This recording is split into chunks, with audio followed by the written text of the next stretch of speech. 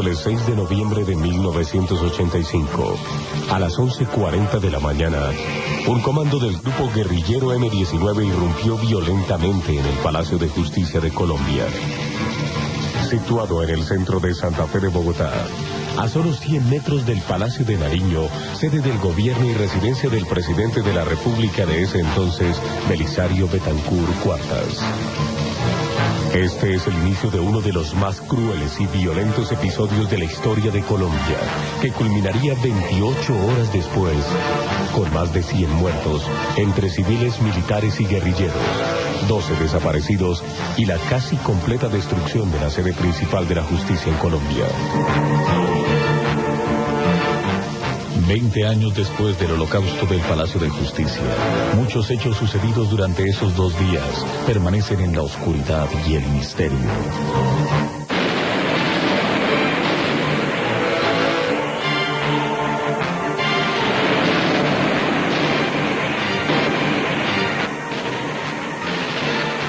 El M-19 inicia la operación Antonio Nariño por los derechos del hombre. Unos 35 guerrilleros del M-19, entre hombres y mujeres, entran por el parqueadero del sótano del Palacio de Justicia en 2 camiones llenos de armas y explosivos, aprovechando la escasa vigilancia que hay ese día. Se calcula que hay unas 500 personas a esa hora en el Palacio de Justicia. Los pocos vigilantes y el administrador caen víctimas del fuego de los guerrilleros. La policía, el ejército y otros organismos de seguridad acuden al Palacio de Justicia sin saber muy bien qué está sucediendo. En ese momento, solo el M-19 sabe cuál es el objetivo de ese operativo. Se trataba de ponerle una demanda jurídica al gobierno, al presidente, por incumplimiento de unos acuerdos públicos en donde estaba su firma. Y entonces la operación era básicamente presentar esa demanda jurídica y defenderla ante la Corte Suprema de Justicia y ante el país. Y por tanto colocamos también los principales cuadros, abogados y juristas que tenía el M-19 en ese momento con las armas al hombro. Por eso está el exparlamentario y abogado Andrés Almarales también al frente del operativo. Y está un constitucionalista como Alfonso Yaquín, profesor de Derecho Constitucional de la Universidad del Atlántico allí, y otros.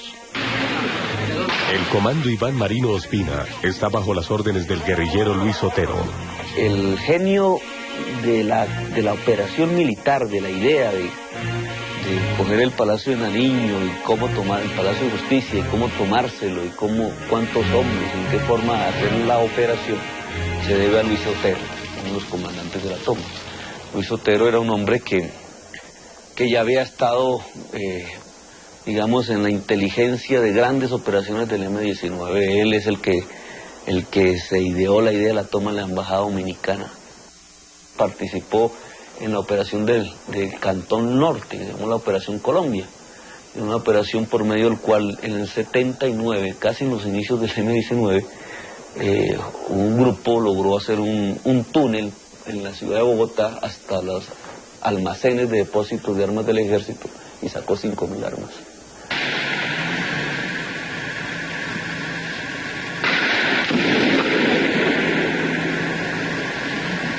Los guerrilleros se mueven por los 4 pisos del edificio y buscan a los principales magistrados para tomarlos como rehenes. El responsable político era el que había sido nombrado comandante del M-19 en 1985, Álvaro Fayad. Álvaro Fayad, el que toma la decisión de hacer la toma.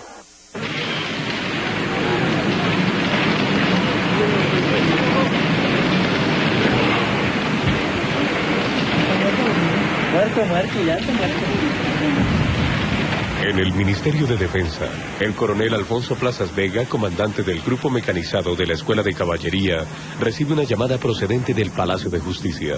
Una voz angustiada dice que se están tomando la Corte Suprema de Justicia. Yo le dije, ¿cómo se le ocurre? Me parecía descabellada una cosa de esas. Sin embargo, siguieron las llamadas y, coronel, se oyen unos tiros.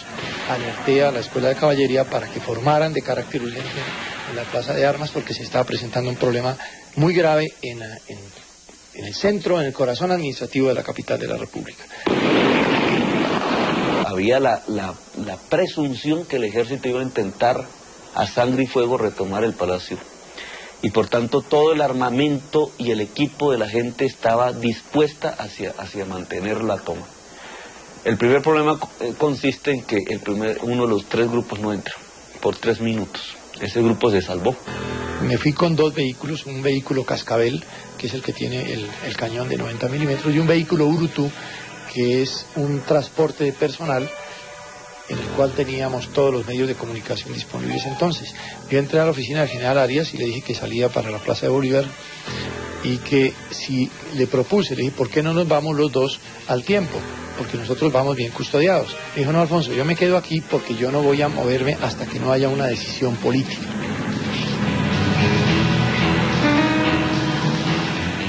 El combate en el interior y los alrededores del Palacio de Justicia continúa.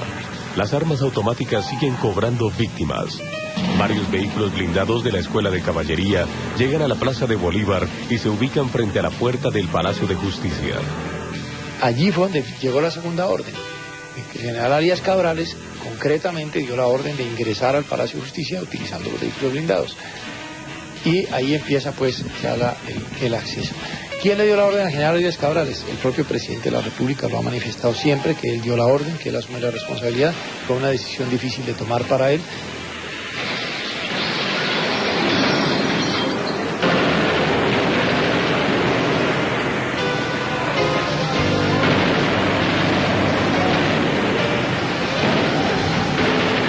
El ejército entendió que estábamos suficientemente armados como para resistirlos si su operación fuese simplemente infantería.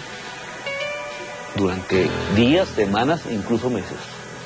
Entonces ellos hicieron otra lectura, el golpe hay que darlo con toda la contundencia, no con infanterías o como Fujimori hizo con labores quirúrgicas de inteligencia que permitiesen la retoma del palacio sin cobrar vidas humanas.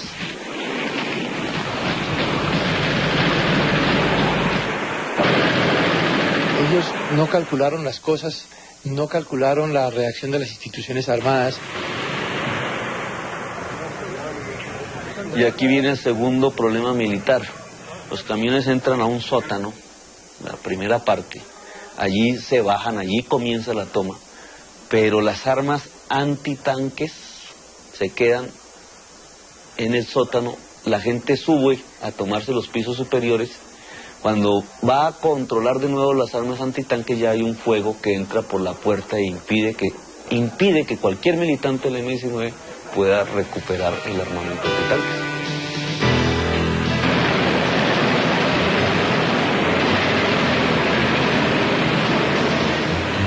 Con lo que los señores del M-19 no contaban era con el ingreso de vehículos blindados. Eso fue una sorpresa estratégica. A partir del momento en que los blindados ingresaron, pudieron entrar protegidos en los aparatos blindados, pudieron ingresar los soldados, ingresaron las tropas.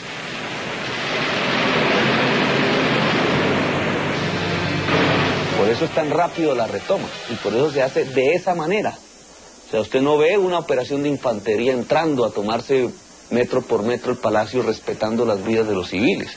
Usted lo que ve es una operación contundente que hubiera podido consistir lo mismo en hacer pasar un avión y dejar caer bombas o disparar las mismas bombas desde las tanquetas contra el Palacio de Justicia. El ejército entró con todo, tiene tanques dentro del edificio, tiene hombres, está el GOE, la policía. En el Palacio de Nariño, el presidente Belisario Betancur se reúne con sus ministros para analizar los graves acontecimientos. No hubo discrepancias en esa reunión que presidía obviamente el doctor Belisario Betancur, el jefe del gobierno, el jefe del Estado. Había matices sobre lo que convenía hacer. Los dos grandes temas de fondo que se deciden hacia las 4:30 de la tarde tienen que ver primero con el hecho de que no se suspende el operativo militar.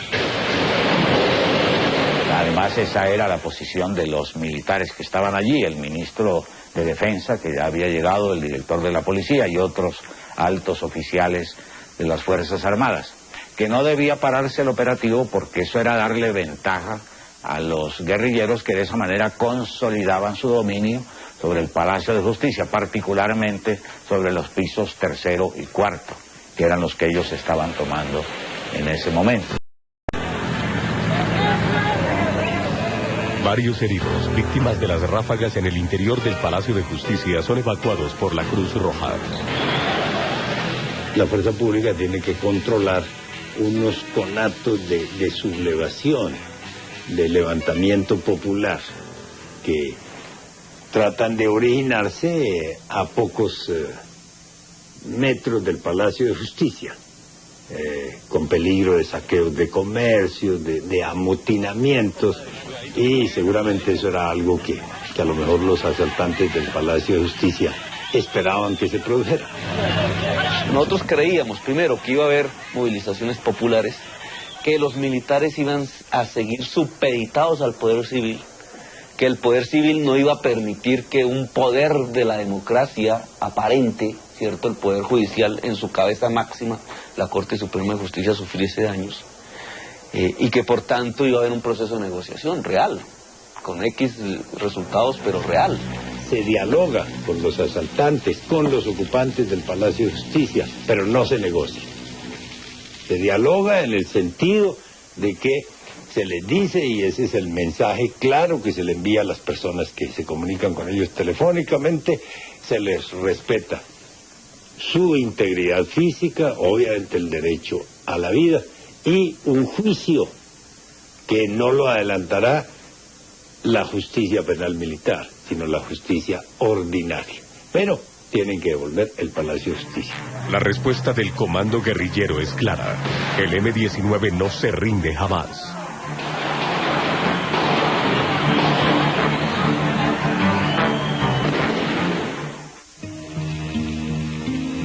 El principal rehén del M-19 es Alfonso Reyes Echandía, presidente de la Corte Suprema de Justicia. Su hijo Yeside Reyes logra hablar por teléfono con él. Me contesta directamente un señor que se identifica como el comandante Otero, al frente de la operación Antonio Nariño por los derechos del hombre. Pues yo me identifiqué también. Él fue muy cortante, me dijo, mire, necesitamos fundamentalmente que dejen de disparar para sentarnos a conversar. Si no dejan de disparar en 15 minutos, aquí nos vamos a morir todos. Yo entonces le dije que si mi padre estaba por ahí, me dijo que sí, que si podía hablar con él, me dijo que sí. Así que yo pues, conversé con él, pero mire, esta gente está interesada en dialogar, pero es imposible hacer un diálogo en medio de los disparos. Entonces lo que necesitamos es que dejen de disparar. Yo le dije, muy bien, yo veo qué puedo hacer por fuera y tú sigues haciendo algo desde la corte. El doctor Reyes Echandía, que en ese momento era presidente de la Corte Suprema de Justicia, llama por teléfono a Palacio y pide hablar con el presidente de la República. El presidente de la República no habla con él, sino que comisiona al comandante de la Policía Nacional para que hable con él. Y habló con él el general Víctor Delgado Mayarino, que era el director general de la policía, y además amigo muy próximo del doctor Alfonso Reyes Echandía. Los dos conversaron. El doctor Reyes Echandía estaba realmente sumido en una tremenda angustia y una preocupación por la suerte que ellos pudieran correr, porque estaban siendo, según él mismo dijo, apuntados con ametralladoras por unos guerrilleros que estaban nerviosos e impacientes, y que querían un cese al fuego. Y le dijo con una voz que realmente resultaba conmovedora en esos momentos al general Delgado que pararan el fuego. Y le decía, Víctor Alberto, tú no puedes permitir que nos maten. Por favor, den la orden de cese al fuego. ¿Por qué no habló el presidente de la República? Fundamentalmente porque se sabía que Reyes Echandía era rehén de los asaltantes. En ese momento no estaba actuando conforme a sus propias decisiones. No era un hombre libre. ¿Ustedes tienen rehenes? Está el presidente de la Corte y varios magistrados. Si el ejército llega a subir aquí al cuarto piso, ¿estamos? Al tercer piso, nos morimos todos. ¿Entendido? Me dijo que había hablado también con el director nacional de la policía, que era el general Delgado Mayarino, y según me comentó mi padre, ellos le habían manifestado que la orden de cese al fuego ya estaba dada. Entonces a él le preocupaba un poco en ese momento que, habiéndose dado la orden de no disparar más, según se lo dijeron a él, el director del DAS y el de la Policía Nacional, pues la orden no se hubiera cumplido. Por eso en esa segunda oportunidad me dijo, mire, parece que el problema es de comunicación. La orden la dieron, pero la orden no llega a las tropas que están en Palacio. Esa fue, entre otras cosas, la razón por la cual yo le sugerí en esa segunda llamada que una forma de restablecer esa comunicación que aparentemente no existía era a través de los medios de comunicación. Yo le dije, mira, lo que podemos hacer es salir al aire en un noticiero y decir lo que me estás diciendo, que la orden ya está dada, que es cuestión de que la tropa la cumpla. Un primer grupo de rehenes es rescatado por el ejército y llevado a una edificación contigua, mientras el presidente de la Corte trata por todos los medios de lograr un cese al fuego. Por favor, que nos ayuden, que cese el fuego, la situación es dramática. Estamos aquí rodeados de personal del M-19. Pero con eso hay una cosa curiosa, y es que la ministra de Comunicaciones de la época se enfadó muchísimo con eso, que era la doctora Sanín, y llamó a varios medios de comunicación a decir que no podían seguir haciendo esa clase de transmisiones al aire. A pesar de que también otros magistrados hacen llamadas a la radio pidiendo un cese al fuego, el presidente Belisario Betancur mantiene inmodificable su decisión y no pasa al teléfono al presidente de la Corte. Evidentemente, nunca hablaron el presidente Betancur y mi padre durante la toma del Palacio de Justicia. Presidentes, doctor Alfonso Reyes Echandía, cuéntenos, pero ¿qué hay que hacer? Pues que el presidente de la República dé finalmente la orden de que cese el fuego. Inmediatamente. Un momento, por favor, un momento. Oiga, es increíble, habla Alfonso Yaquin, el segundo al mando de este operativo. El presidente de la República no le ha pasado al teléfono al presidente de la Corte y se va a morir porque el presidente de la República, ni siquiera con su poder jurisdiccional, es increíble. El M-19 no es el que se ha tomado el Palacio de Justicia, se lo tomó los tanques del ejército. Es lo increíble, el ejército y todos sus tanques, y es que están sonando los tiros. Cuando entran en este piso nos morimos todos, sépalo.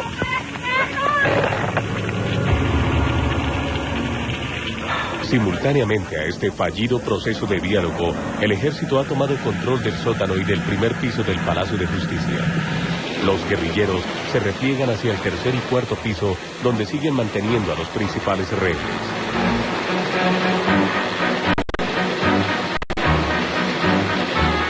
Se ordena a la policía la misión de llegar a la terraza del palacio con fuerzas especiales transportadas en helicóptero y desde allí iniciar la recuperación del cuarto piso. Inicialmente el cuarto piso le correspondió a la Policía Nacional. Ellos lanzaron sus tropas especializadas, el COPES, el Comando Especializado en Contraextorsión y Secuestro, que tenían una extraordinaria preparación en ese tipo de acciones. En esos momentos se informó por parte del director de la policía que un comando de la policía tenía previsto entrar al cuarto piso, que era precisamente donde quedaba la sala penal de la Corte y donde los guerrilleros mantenían a esos magistrados como rehenes, y que para penetrar al cuarto piso era necesario dinamitar una puerta metálica desde la terraza. Varios ministros expresamos nuestra preocupación por ese operativo. Yo recuerdo personalmente haber dicho que dinamitar una puerta metálica que se hallaba relativamente próxima al lugar donde estaban los magistrados era poner en serio riesgo la vida de los magistrados, de los rehenes, y que yo pedía que se aplazara ese operativo mientras se hacía el intento de conversar con Andrés Almarales a ver qué resultado daba. Yo no me hacía muchas ilusiones sobre esos resultados, pero le manifesté al presidente que había que agotar ese recurso en vista de que lo fundamental en ese momento era proteger la vida de los magistrados de la Corte Suprema de Justicia y de las otras corporaciones. Y nadie se opuso a la idea de que yo conversara con el guerrillero Andrés Almarales. En esos momentos precisos entró el general Delgado Mayarino, diciendo: les quiero informar que ya se entró al cuarto piso, que la policía se tomó. En esos momentos precisos entró el general Delgado Mayarino, diciendo: les quiero informar que ya se entró al cuarto piso, que la policía se tomó el cuarto piso.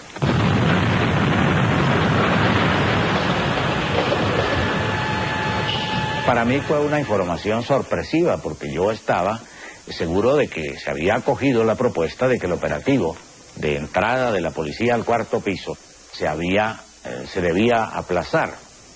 Entonces yo me exalté un poco, protesté, dije: pero ¿cómo? Si aquí se había acordado que se pararía la toma del cuarto piso por parte de la policía, o sea, la recuperación del cuarto piso, si se quiere. El general Delgado Mayarino se quedó un poco pensativo, pero yo continué diciendo: seguro que si dinamitaron la puerta metálica, en este momento están muertos todos los magistrados que se hallaban allí en la sala penal de la Corte. El general Delgado Mayarino dijo: no, pues yo voy a averiguar, yo no creo. Salió de la oficina donde estábamos, regresó a los pocos minutos y dijo: no, no ha muerto ningún magistrado. Resulta que los magistrados fueron llevados por los guerrilleros a un baño que se encuentra entre el tercero y el cuarto piso de la edificación. Y ya la policía entró al cuarto piso. Dije: pero la policía no encontró allí a ningún magistrado, ni vivo ni muerto. Digo: no, a ninguno, ni vivo ni muerto. Cuando cayeron a la terraza e ingresaron al cuarto piso, pues lo recibieron en una forma pues demasiado fuerte, y allí la policía perdió varias personas. Entre otras perdió un oficial extraordinario que tenía la policía, que era el comandante del COPES, que era el capitán Talero Prada.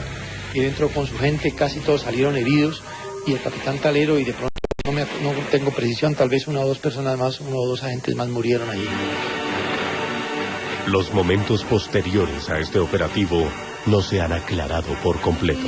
Parece ser, dicen los policías, encuentran a los guerrilleros colocados detrás de los magistrados que han sido puestos como rehenes, y en ese intercambio de fuego mueren los magistrados, mueren parte de los guerrilleros, como mueren también funcionarios de la Fuerza Pública y de la Policía Nacional.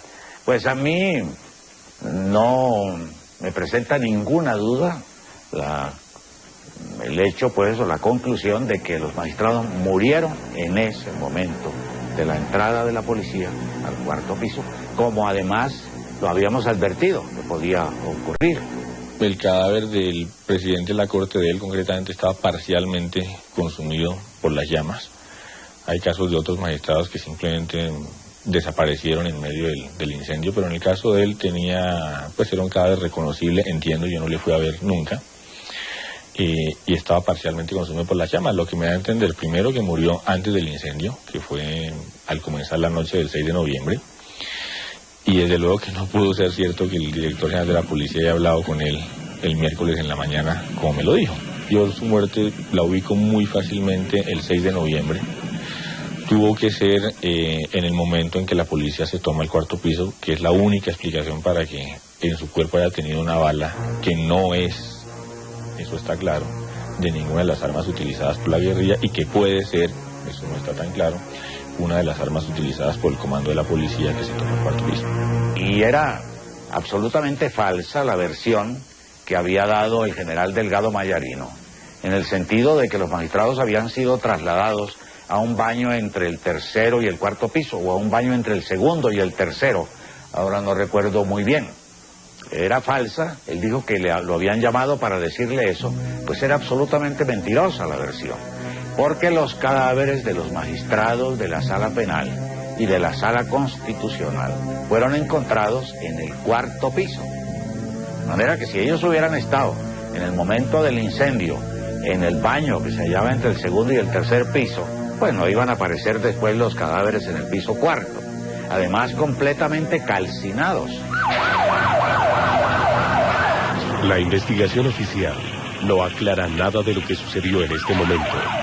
No se ha establecido una conclusión, como tampoco se conoce el origen del incendio que se inició en las primeras horas de la noche. Yo no creo que de manera deliberada alguien haya producido el incendio. Está clarísimo que el incendio empezó en el cuarto piso.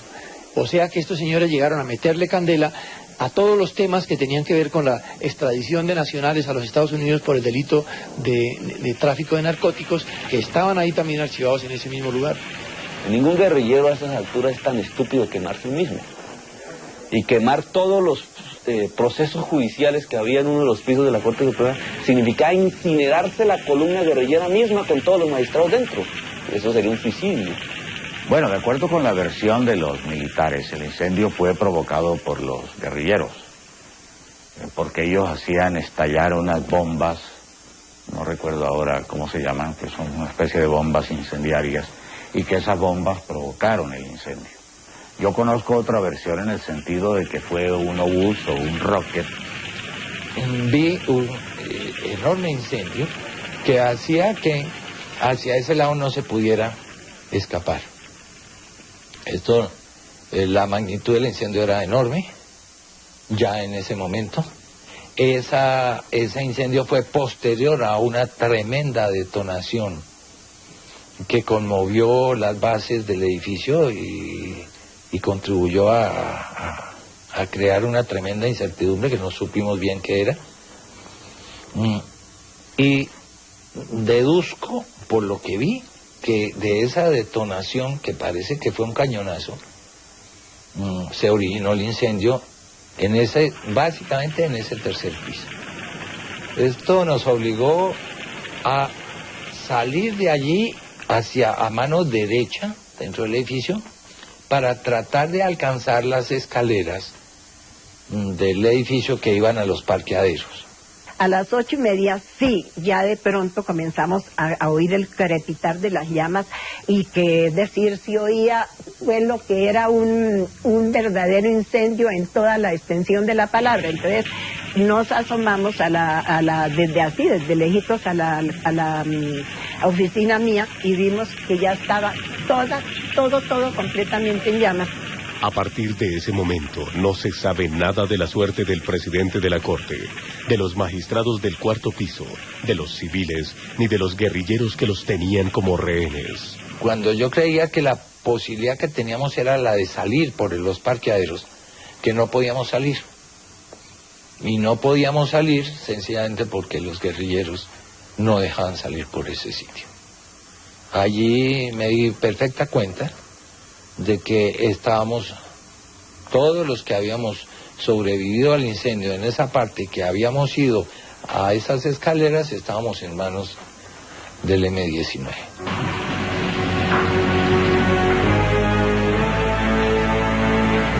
Entonces Almarales ya comenzó a darnos instrucciones. Yo les quiero decir, ustedes están ya como rehenes nuestros. Si ustedes salen con nosotros. Si nosotros no podemos salir, ustedes tampoco pueden salir. Por favor, a los colombianos en el registro cronológico de Noticias 1, las 10:31 de la noche. ¿Cómo es ya el balance de las Fuerzas Armadas en este operativo? Pues se recuperó para nosotros el Palacio de Justicia, pero cuando ya estos señores se vieron perdidos, empezaron por incendiar el sector en donde están los expedientes contra ellos, y las llamas se propagaron totalmente, y vea usted la situación en que nos encontramos. Los guerrilleros ni esperaban el incendio, ni lo tenían entre sus programas, y por el contrario, lo que se veía era una tremenda indignación de que eso hubiera ocurrido.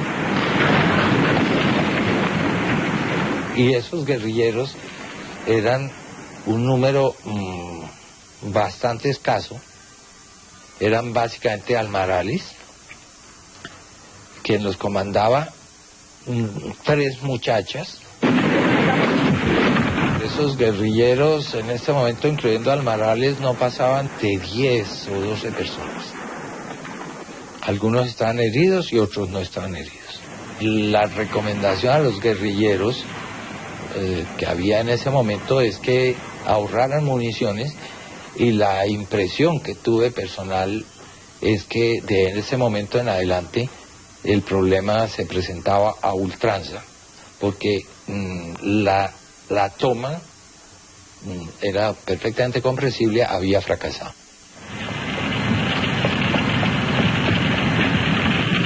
Debido a la intensidad del incendio, el coronel Plazas Vega ordena la retirada de los tanques del interior del edificio. A la salida es abordado por la prensa.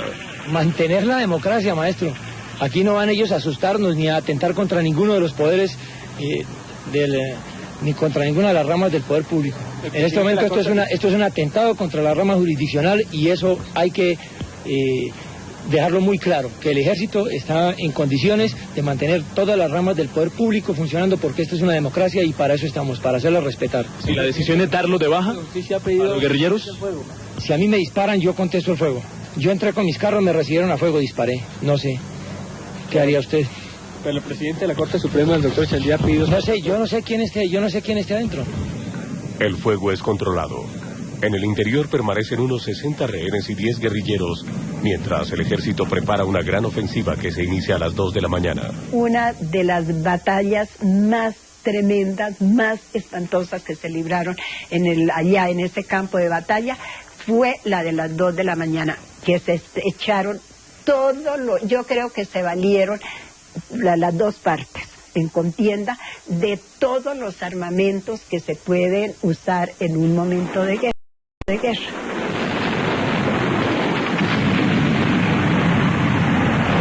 Nosotros permanecíamos botados en el baño sin otra esperanza que no fuera la que no nos acabaran a cañonazos. Sentimos con mucha claridad que parte del armamento del ejército eran los tanques, o había uno que disparaba, tremendo, pero curiosamente daba la impresión de que el ejército disparaba afuera contra nosotros, pero como que no nos localizaban muy bien. Y los guerrilleros salían a enfrentarlos con ametralladoras, con los fusiles Galil y todo eso que tenían para mantenerlos lejos.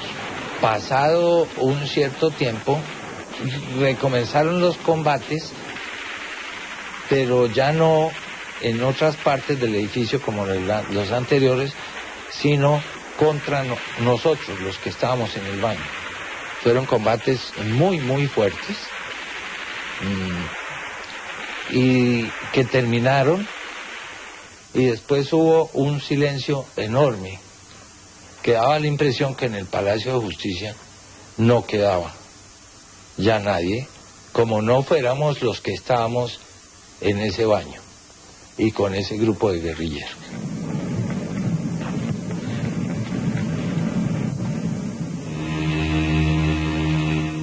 Al amanecer se vive una tensa calma. El ejército se prepara para la ofensiva final que debe culminar con la recuperación total del Palacio de Justicia.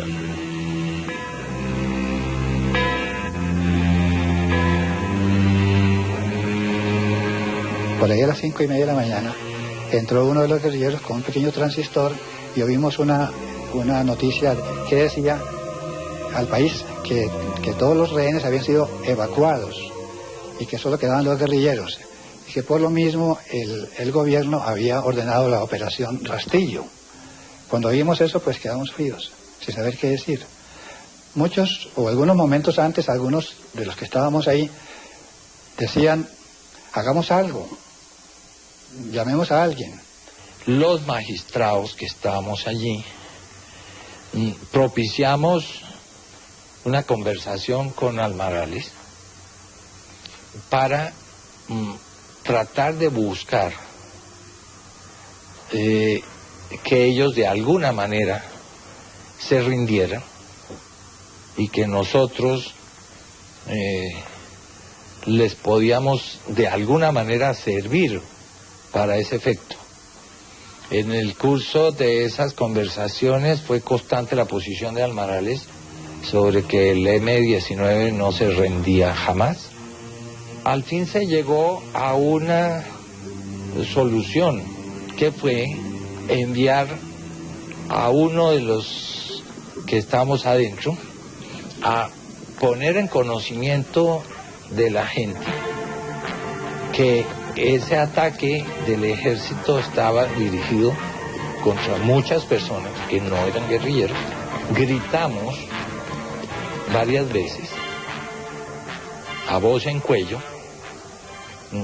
al ejército que cesara el ataque, que había heridos ahí adentro, que éramos magistrados de la Corte Suprema de Justicia y que dejaran por Dios de disparar. El resultado de esos gritos fue deprimente, porque la única respuesta consistió en dispararnos más fuerte, como si la idea de que no eran guerrilleros todos los que estaban adentro no les produjera el más mínimo efecto. Y un momento después salió el doctor Arciniegas, magistrado del Consejo de Estado. Él logró salir en una pausa del combate, se gritó que iba a salir, salió con un trapo blanco, que por cierto lo suministré yo, que fue mi camisilla interior. Un magistrado de la Corte me dio su camisa para que la llevara como un pañuelo, como una bandera, y en la otra mano, ambas manos en alto, cogí yo mi carnet como consejero de Estado, dejé mi saco ahí y me fui en mangas de camisa, y llegué como anteriormente al borde de la escalera y grité que ¿puedo bajar? Y entonces dijeron de abajo, puede bajar.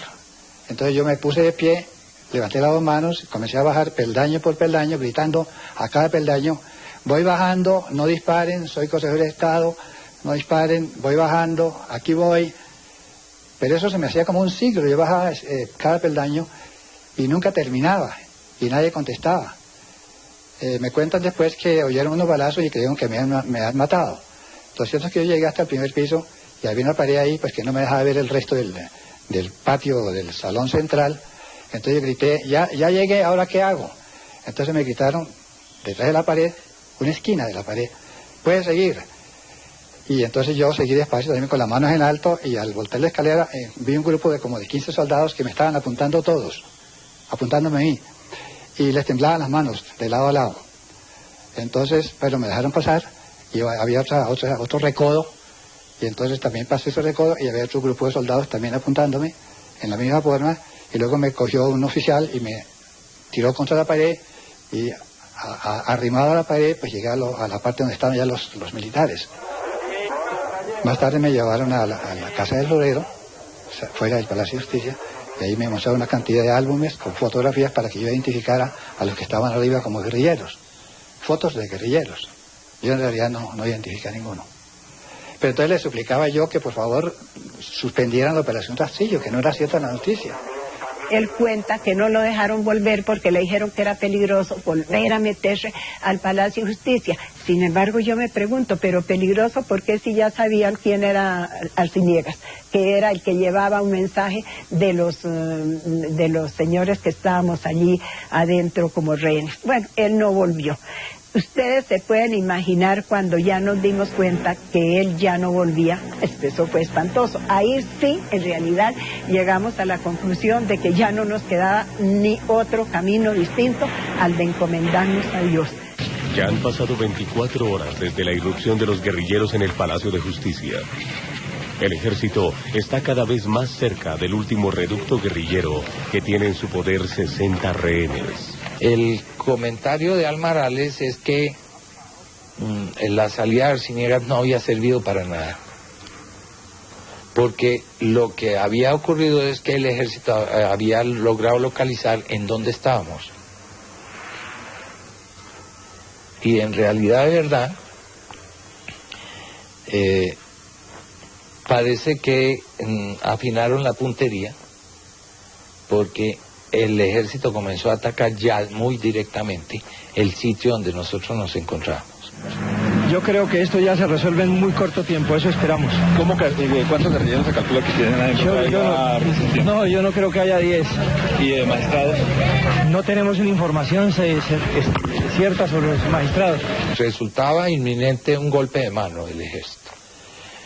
Ello vino de que el ejército copó el piso superior, comenzó a botar por las escaleras granadas de fragmentación, que parece que las botaban para que en el vestíbulo del baño en que estuvimos nosotros acabaran con todo, pero en ningún momento se vio que esas actitudes amainaran porque supieran que había rehenes. No, lo que realmente ocurrió es que el ataque del ejército aumentó, fue cada vez más eficiente y puso en últimas al grupo del M-19 que está con nosotros en condiciones en que era inminente la entrada del ejército en el último golpe de mano final.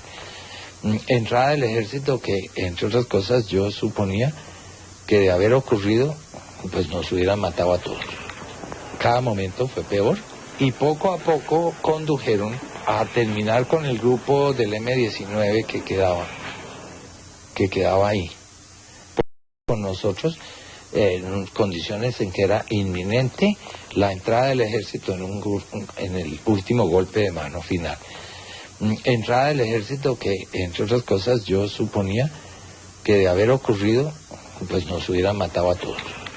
Cada momento fue peor y poco a poco condujeron a terminar con el grupo del M-19 que quedaba ahí. Por ejemplo, yo no volví a ver a algunos de los que salieron primero a combatir el ejército, a mantenerlo alejado. Parece que los mataron. En ese momento se le acabaron las municiones al M-19. Y ahí en ese momento un cambio de actitud del M-19 que fue intrigante. En una primera actitud como de desespero, resolvieron, como quien dice, vender cara a su vida a la entrada del ejército y se colocaron inicialmente los heridos del M-19 con una ametralladora que tenían enfrente de la puerta por donde podría entrar el ejército. Y después, de golpe, repentinamente cambiaron de idea y resolvieron que los magistrados de la corte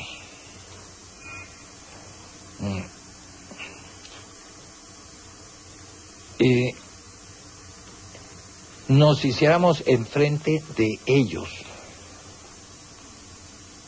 y ellos a su turno se hicieron sobre la pared del baño contigua a la puerta de entrada. Allá se reunieron todos, llamaron a las mujeres que estaban mezcladas entre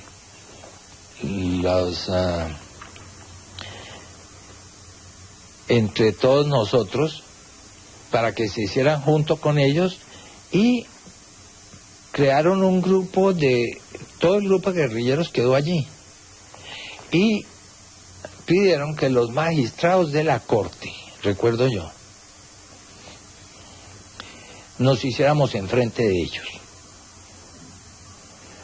Yo interpreté ese cambio de actitud de una manera para mí muy clara,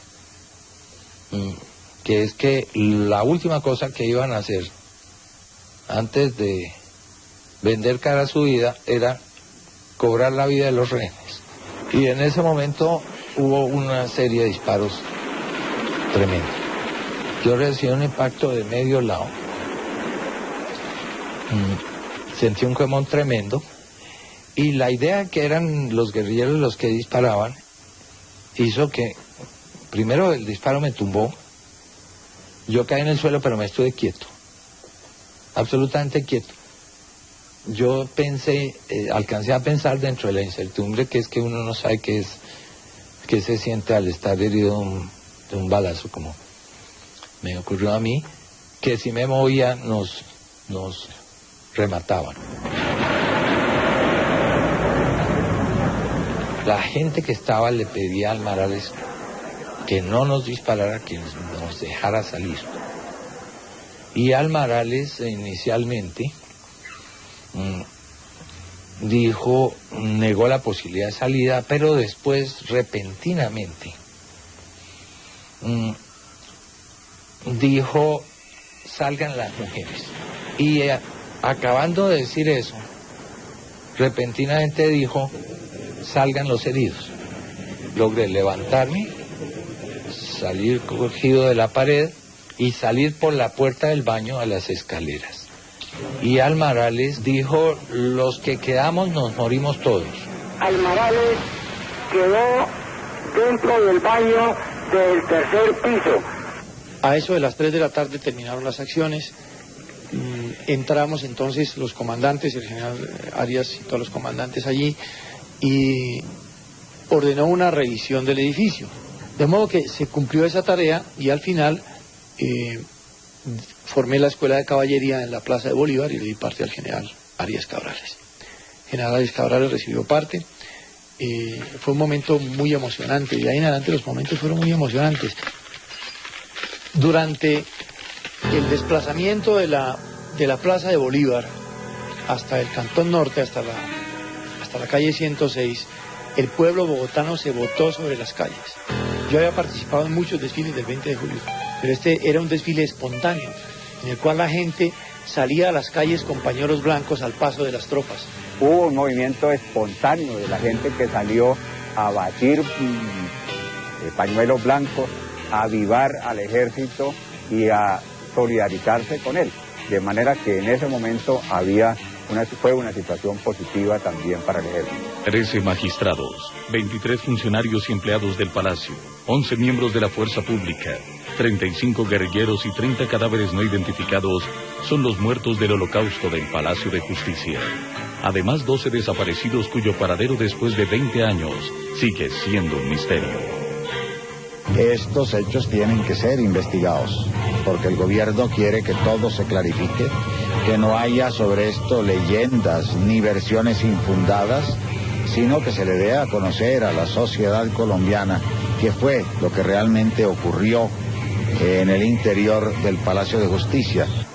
Yo tuve la esperanza de que la investigación iba a aclarar absolutamente todo e iba a establecer responsabilidades. Y desde luego nada de eso ocurrió, a pesar de que en las conclusiones los magistrados de ese tribunal especial que se creó para que adelantara esa investigación dijeron que lo que ellos habían hecho debía ser proseguido por la justicia ordinaria. Efectivamente se le pidió a distintos jueces de instrucción que continuaran esa investigación, pues yo creo que tampoco esas otras investigaciones complementarias de la primera arrojaron un resultado satisfactorio. Desde el punto de vista penal, si la responsabilidad ya penal y criminal de los actores en el conflicto, los guerrilleros del M-19 fueron amnistiados por el Congreso de Colombia años después, cuando este grupo guerrillero quiso reintegrarse a la sociedad civil, a la política, a la democracia. En ese momento se produjo una ley que amnistió, perdonó a todos los guerrilleros del M-19 por los actos que han cometido en el desarrollo de sus acciones guerrilleras, incluidas las del Palacio de Justicia. Hay condenas y hay destituciones, por ejemplo, en generales como el general Arias, que es la persona que realiza el comando y el operativo dentro del Palacio de Justicia. Él es destituido por la Procuraduría General de la Nación años después.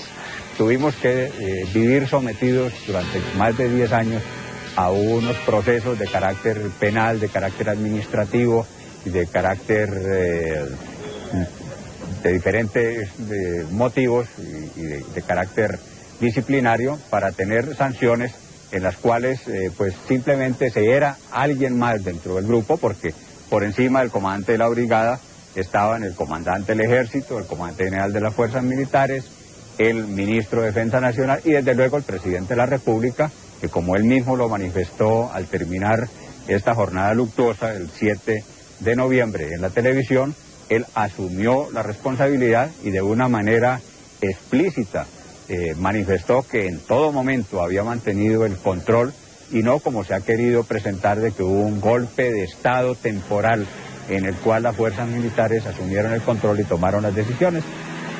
Esa inmensa responsabilidad la asumió el presidente de la República, que para bien o para mal suyo estuvo tomando personalmente las decisiones, dando personalmente las órdenes respectivas, teniendo el control absoluto de la situación, de manera que lo que se hizo para encontrar una salida dentro de la ley fue por cuenta suya, por cuenta del presidente de la República.